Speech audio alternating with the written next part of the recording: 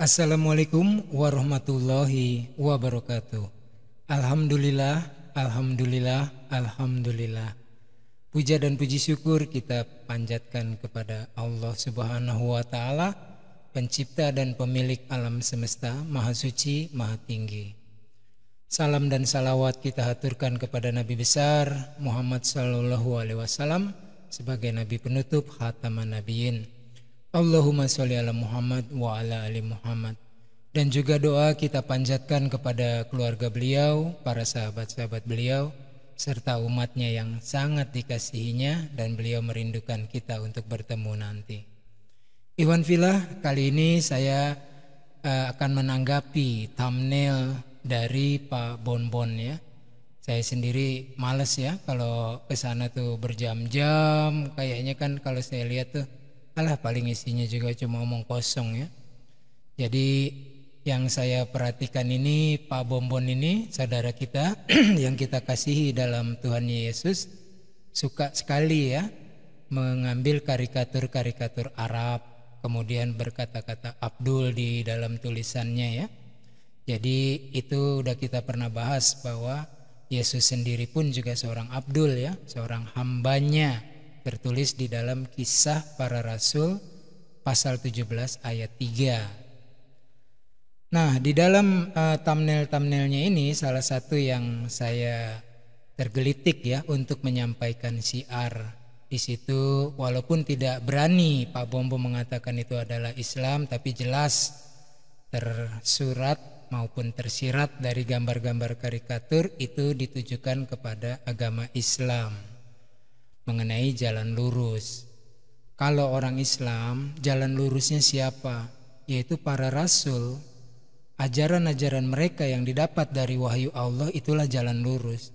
Musa alaihi salam, mereka umat-umat Bani Israel pada zaman Musa, jalan lurusnya adalah Musa.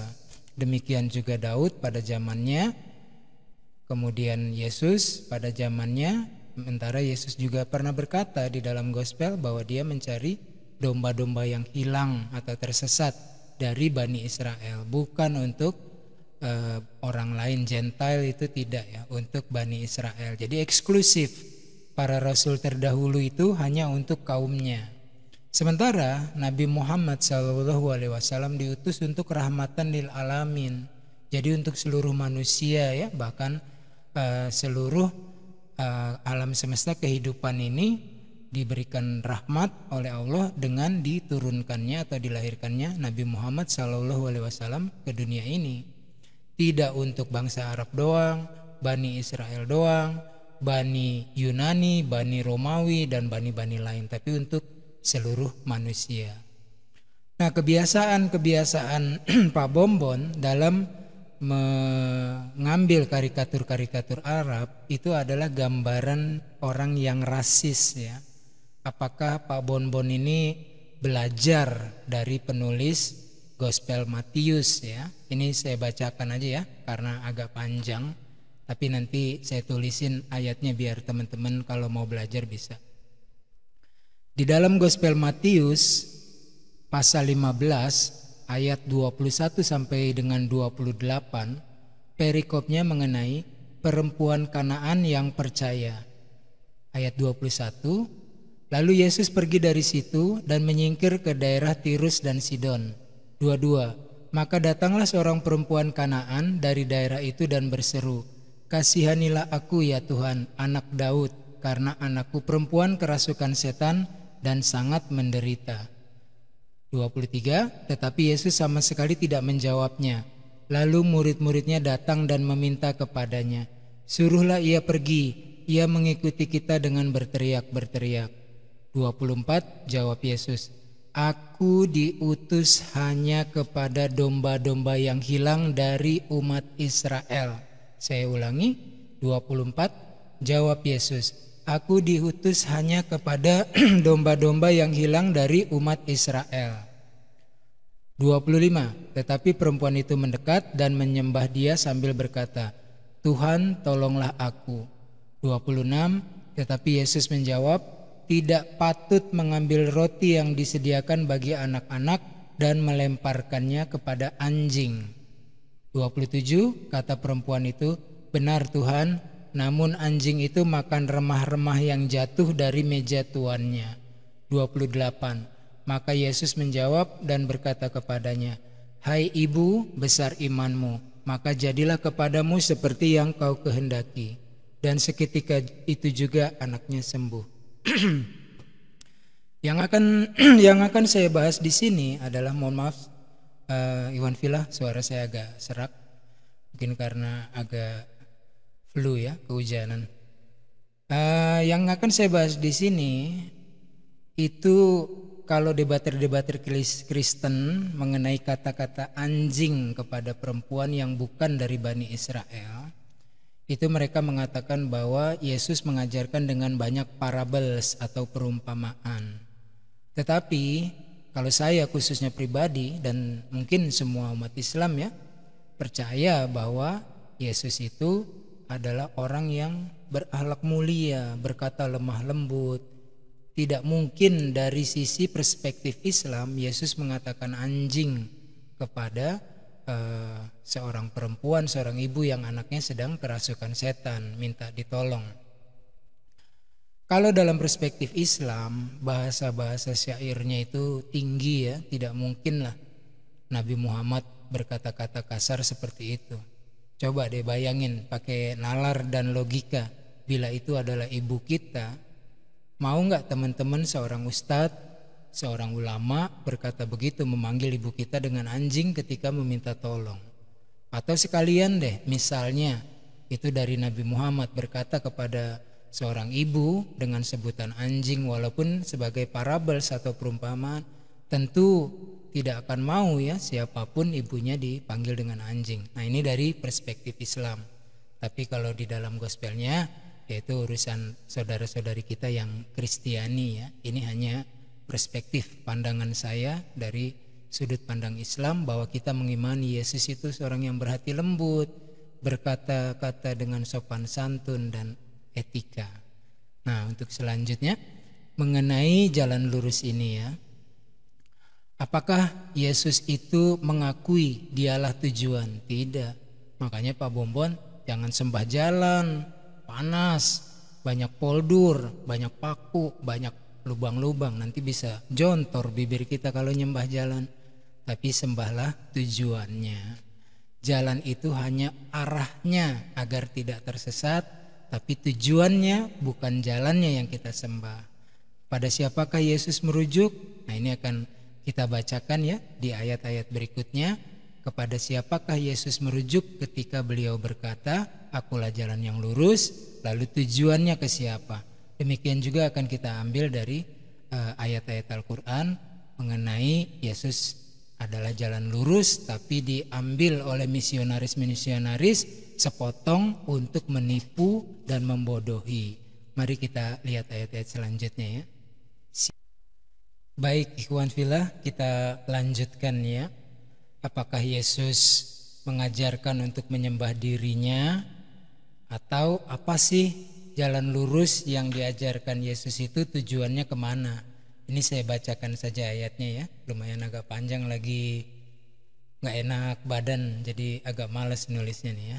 Saya bacakan dari Gospel Markus pasal 12 ayatnya 28, saya baca sampai ayat 32 saja ya. Jadi perikopnya mengenai hukum yang terutama ya.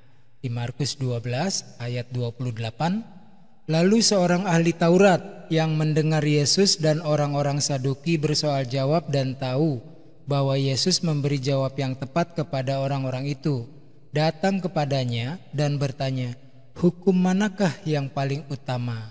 Jadi ahli Taurat bertanya kepada Yesus ya. Pasal ayat 29, jawab Yesus, perhatikan ikhwan fillah, jawab Yesus, hukum yang terutama ialah dengarlah hai orang Israel. Jadi disebutnya orang Israel ya, bukan dengarlah wahai umat manusia, seperti di dalam Al-Quran kan ada ya ayyuhallazina amanu, wahai orang-orang beriman. Jadi yang di hai itu sama Allah orang-orang yang beriman. Contohnya perintah berpuasa. Kalau nggak beriman ya nggak usah puasa gitu. Makanya panggilannya kepada orang beriman.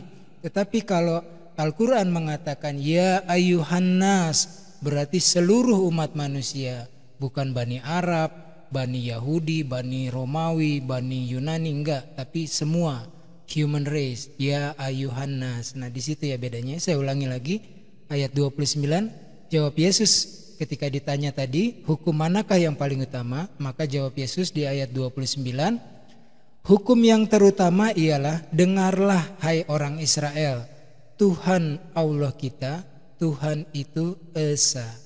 Lalu ayat 30, kasihilah Tuhanmu Allahmu dengan segenap hatimu dan dengan segenap jiwamu dan dengan segenap akal budimu dan dengan segenap kekuatanmu. Ayat 31, nah ini hukum yang kedua. Perhatikan lagi, kalau tadi ditujukan kepada Allah semata, Yesus tidak melibatkan dirinya ataupun Roh Kudus ya, bahwa Allah itu Esa, Ahad bahasa Arabnya, Ehad bahasa Ibraninya.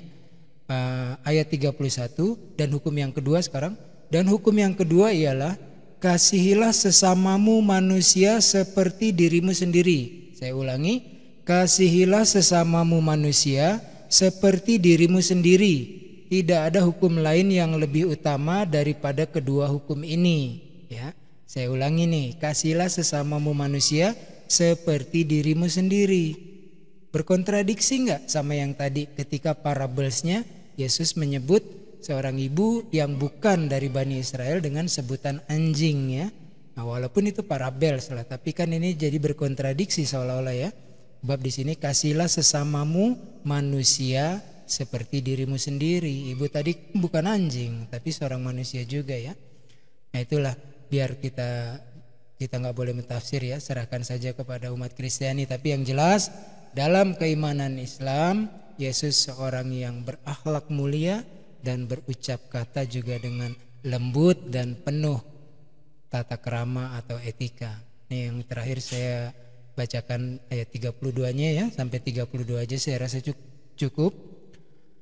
Lalu kata ahli Taurat itu kepada Yesus, tepat sekali guru, benar katamu itu, bahwa dia, artinya merujuk kepada Allah, Esa, dan bahwa tidak ada yang lain kecuali dia.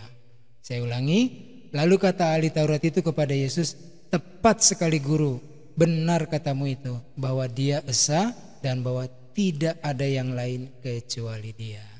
Itu ya rekan-rekan. Nah untuk selanjutnya kita akan melihat ayat-ayat di dalam Al-Quran. Apakah yang dikatakan Al-Quran tentang jalan lurus itu?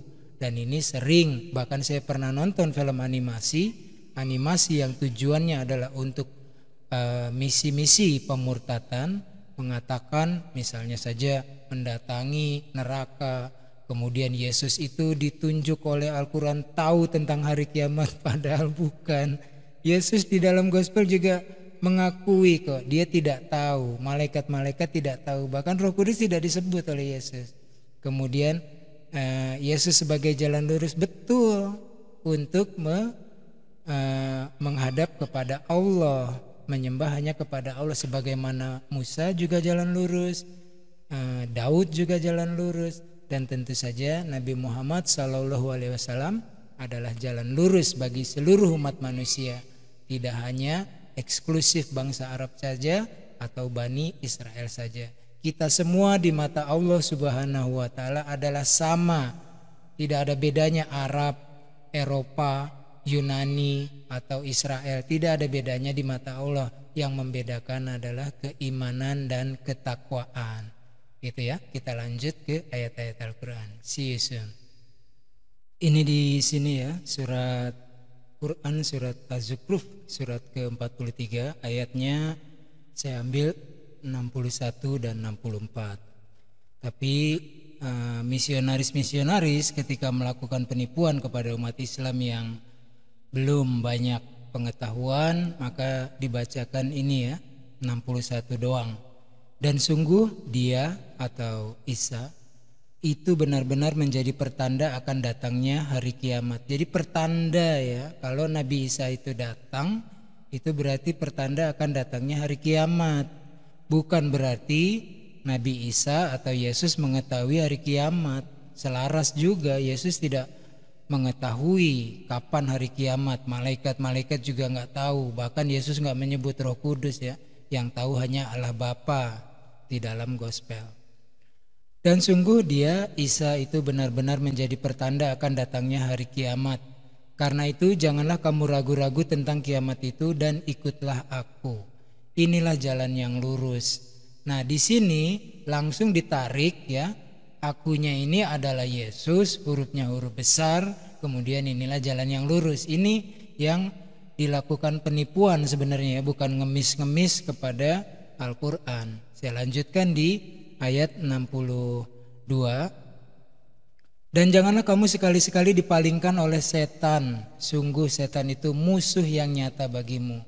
Jadi jelas ini setan musuh yang nyata. Mau kemanapun fitnahannya tentang Al-Quran, bagaimana mungkin kalau Al-Quran itu dari setan, setan terus bilang begini. Ini kalau kita pakai akal logika ya, nggak usah pakai ilmu tafsir dan ilmu Al-Quran yang sangat tinggi serta sangat luas. Kemudian ayat 63, dan ketika Isa datang membawa keterangan, dia berkata, sungguh aku datang kepadamu dengan membawa hikmah dan untuk menjelaskan kepadamu sebagian dari apa yang kamu perselisihkan. Maka bertakwalah kepada Allah dan taatlah kepadaku. Ini semua Rasul bilang begitu ya. Nabi Musa, Nabi Daud, Yesus dan juga Nabi Muhammad SAW, peace and blessing be upon all of them. Mereka selalu berkata begitu, bertakwa kepada Allah dan taat kepadaku, jangan kepada orang-orang yang menyesatkan, yang hatinya telah dibisiki oleh roh setan. Jadi taat artinya ikuti, karena para rasul itulah jalan lurus ya. Jadi diikuti bukan untuk disembah. Yang disembah itu tujuannya bukan jalannya. Oke, lanjut ke ayat 64. Nah, di sini penutupnya yang tidak pernah dibaca oleh misionaris-misionaris yang melakukan penipuan. Oknum ya, enggak semua misionaris, oknum lah saya sebut. Maaf, lupa menyebut kata oknum ya. Sungguh Allah, dia Tuhanku dan Tuhanmu. Nah, siapapun termasuk Yesus berkata begitu. Dia Tuhanku dan Tuhanmu. Ketika Yesus dicobai oleh iblis juga begitu. Yesus mengingatkan bahwa iblis pun memiliki Tuhan ya. Sembahlah Tuhanku gitu, dan Tuhanmu. Sungguh Allah, dialah Tuhanku dan Tuhanmu. Maka sembahlah dia. Ini adalah jalan yang lurus. Nah, kalau sudah mengikuti ajaran-ajaran para rasul, itu berarti kita di jalan yang lurus. Nih Pak Bombon ya, kalau jalan lurus ini pengertiannya begini. Jangan main tembak aja bahwa seolah-olah jalan lurus tahu-tahu kepada maut. Bagaimana maut? Orang yang kita sembah itu tujuannya, bukan jalanannya. Jontor nanti bibir lo kalau nyembah jalan. Ada polisi tidur, ada paku, ada lubang-lubang. Jadi jangan menyembah jalan, sembah tujuannya. Jalan itu yang ditunjukkan oleh para rasul yang menerima wahyu, terutama Nabi Musa, Nabi Daud, Nabi Yesus dan juga Nabi Muhammad SAW. Clear ya? Di dalam Quran surat kelima yaitu Al-Maidah ayat ke-17, Allah berfirman yang artinya, sungguh telah kafir orang yang berkata, sesungguhnya Allah itu dialah Al-Masih putra Maryam. Katakanlah wahai Muhammad, siapakah yang dapat menghalang-halangi kehendak Allah jika dia hendak membinasakan Al-Masih putra Maryam beserta ibunya dan seluruh manusia yang berada di bumi. Dan milik Allah lah kerajaan langit dan bumi dan apa yang ada di antara keduanya. Dia menciptakan apa yang dia kehendaki dan Allah Maha Kuasa atas segala sesuatu. Saudara-saudariku yang Kristiani, istilah kafir ini jangan diartikan negatif seperti framing media. Kafir itu berasal dari kafaro yang artinya menutup hidayah dari apa yang sudah diketahui, sudah terang benderang. Begitu ya. Lanjut ke ayat 117. Quran surat kelima Al-Maidah ayat 117. Aku tidak pernah mengatakan kepada mereka kecuali apa yang engkau perintahkan kepadaku, yaitu sembahlah Allah, Tuhanku dan Tuhanmu. Dan aku menjadi saksi terhadap mereka selama aku berada di tengah-tengah mereka. Maka setelah engkau mengangkatku ke langit, engkaulah yang mengawasi mereka, dan engkaulah yang maha menyaksikan atas segala sesuatu. Demikianlah firman Allah dalam Al-Quran surat kelima Al-Maidah ayat 117, perbincangan antara Yesus dengan Allah Subhanahu wa Ta'ala. Jadi selaras ya, gak akan ketemu itu di dalam gospel. Yesus menyuruh kepada semua orang, sembahlah aku, akulah Allah, kan gak ada ya. Jadi di sini Yesus juga menjelaskan, aku tidak pernah mengatakan kepada mereka kecuali apa yang engkau perintahkan kepadaku, yaitu sembahlah Allah, Tuhanku dan Tuhanmu. Dan aku menjadi saksi terhadap mereka selama aku berada di tengah-tengah mereka. Maka setelah engkau mengangkatku ke langit, engkaulah yang mengawasi mereka, dan engkaulah yang maha menyaksikan atas segala sesuatu. Shadaqallahul azim. Maha benar Allah dengan segala firman-Nya. Dan untuk penutup, ikhwan fillah dan saudara-saudariku yang Kristiani, ini saya bacakan hadis sahih dari Imam Bukhari nomor 3445. Ikhwan fillah, terjemahkan sendiri ya, gampang kok. Jadi Nabi Muhammad berkata kepada para sahabat dan umatnya dikala beliau masih hidup, berkata seperti ini, "Do not exaggerate my status as the Christians have done with the son of Mary. Verily, I am only a servant, so refer to me as the servant of Allah and his messenger." Jadi Nabi Muhammad tidak mau ya dibikin drama-dramaan, terlalu berlebih-lebihan mengenai statusnya. Jangan sampai nanti salah-salah orang kepleset lalu menyembah Nabi Muhammad. Menyembah jalan itu namanya, bukan menyembah Allah Subhanahu wa Ta'ala. Jadi Nabi Muhammad mengatakan, saya ini hanya seorang servant, Abdul. Abdulnya siapa? Abdulnya Allah, hambanya Allah. Siapakah makhluk yang bernama manusia bukan hambanya Allah? Siapakah yang diciptakan dari semua perempuan, rahim perempuan bukan ciptaan Allah? Siapakah yang diciptakan sekalipun tanpa ayah ibu bukan hambanya Allah? Semua hambanya Allah. Makanya Nabi Muhammad bilang, saya ini hanya seorang hamba. Jadi minta diperlakukan hanya sebagai hambanya Allah, Abdullah, dan juga selaku utusan Allah. Sama Yesus di Yohanes 17:3 juga gitu, menunjuk Allah Tuhan, satu-satunya Tuhan yang benar, lalu menunjuk dirinya sebagai utusan.